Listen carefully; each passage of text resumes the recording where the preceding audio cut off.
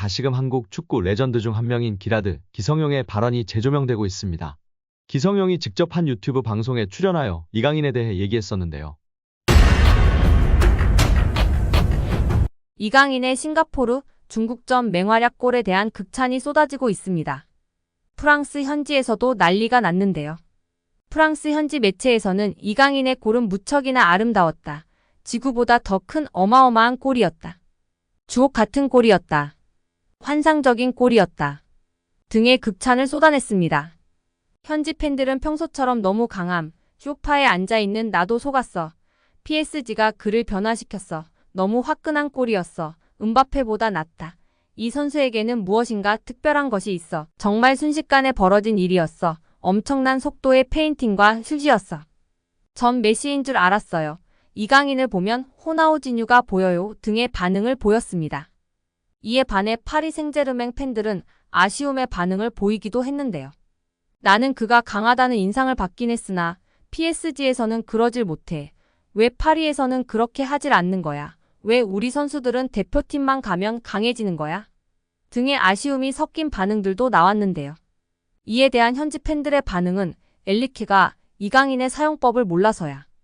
내년에는 파리에서 그가 더욱 빛나는 해가 될 거야. 강인이는 내년에 확실히 해낼 거야. 난 확실히 믿어. 난 강인이 기차를 확실히 탈 거야. 내가 볼 때 다음 시즌에는 비티냐처럼 맹활약할 수 있다고 그에게 더 많은 자유를 주면 확실히 알 수 있을 거야. 진짜 비티냐와 같은 부활이 있을 거야. 이강인을 더 공격적으로 활용해야 해 등의 반응을 보였습니다. 특히 올해 엘리케 감독이 가장 활약한 선수, 최고의 선수라고 뽑은 선수가 음바페가 아닌 비티냐였는데요. 비티냐 선수는 첫 시즌에 엄청나게 욕을 먹고 죽을 썼는데 이번에 하드캐리하면서 데뷔 이후 최고의 모습을 보인다고 평가를 받고 있습니다. 꼭 필요할 때 득점이나 어시스트 등을 하는 등 클러치 능력까지 창착했다면 극찬을 받았었습니다. 이렇게 맹활약한 비티냐처럼 될 것이라고 이강인 선수를 현지 팬들이 극찬하고 있는 것입니다. 단단히 내려앉은 상대로 고전하고 있는 대표팀이었는데요. 손흥민이 사이드에서 휘저어주며 고군분투하였으나 텐백을 뚫기란 쉽지 않았습니다. 이러한 상황 속 창조적인 이강인 선수의 미친 패스들이 국내 축구 전문가들을 놀라게 했습니다. 박문성 해설위원의 유튜브에서도 축구 전문기자, 컬럼니스트 등이 경기 분석을 하며 중국 수비수 5명이 밀집되어 있는 그곳에서 손흥민에게 환상적인 패스를 넣는 장면이 있었습니다. 패널들은 이 길을 본다고? 라며 정말 미친 패스다. 라며 극찬을 아끼지 않았습니다. 이후 환상적인 로빙 패스도 기가 막혔다며 이강인으로 인해 중국의 텐백이 무너지고 있다며 극찬을 아끼지 않았습니다. 다른 국내 축구 전문가들도 클래스가 달랐다. 번뜩이는 플레이였다. 에이스 이강인의 역할이 얼마나 중요한지 알 수 있었다 등의 반응을 보이고 있습니다. 다시금 한국 축구 레전드 중 한 명인 기라드 기성용의 발언이 재조명되고 있습니다. 기성용이 직접 한 유튜브 방송에 출연하여 이강인에 대해 얘기했었는데요.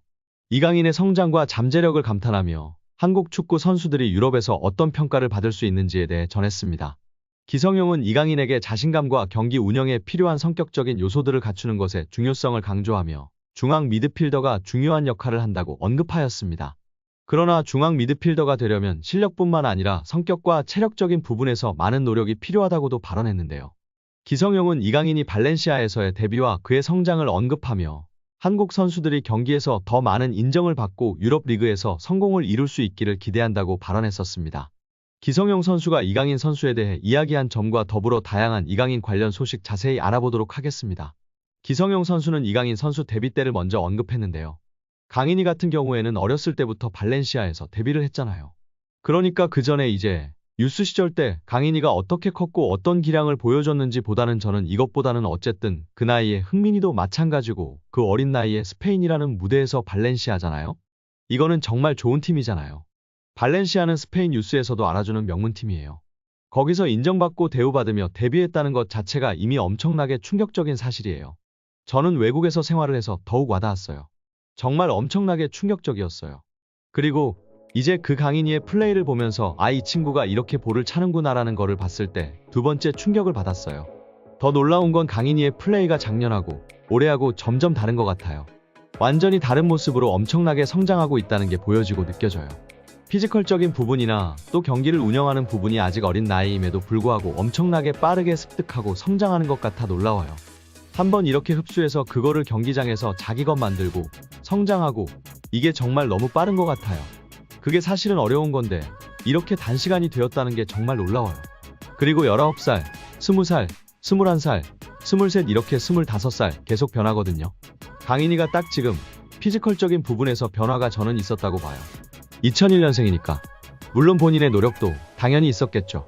그러다 보니까 어떤 폭발력이나 그 다음에 드리블을 할 때 이제 결국에는 이 몸이 받쳐줘야 드리블을 할 수 있는 거잖아요. 그런 부분에 있어서는 확실히 작년, 재작년, 작년 올해가 좀 다른 느낌인 것 같아요.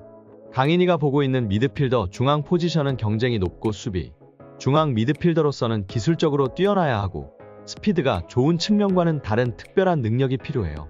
미드필더는 공격과 수비를 동시에 수행하며 경기 운영의 핵심적인 역할을 해요. 미드필더는 중앙과 사이드에 유리한 시야를 가지고 있어 팀의 빌드업 및 수비에 기여해야 해요. 최근에는 수비적이면서도 공격적이고 영리한 미드필더들이 선호되고 있는 것 같아요.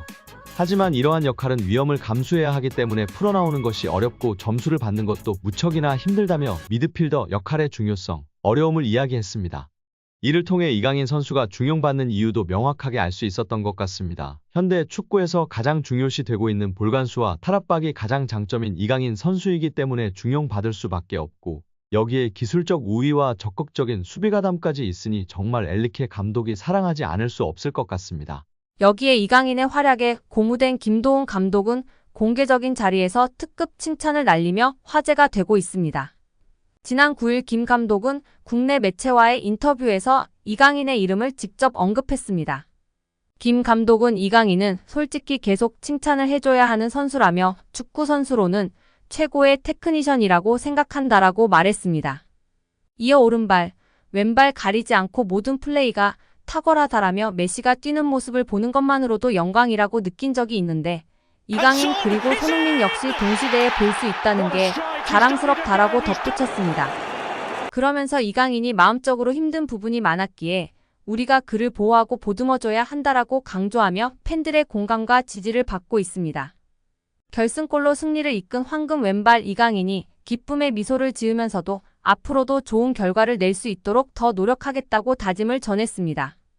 캡틴 손흥민과 함께 한국 축구의 핵심이 된 만큼 이강인은 그에 따른 사명감과 책임감을 갖고 더 도움이 되는 선수가 되겠다고 약속했는데요.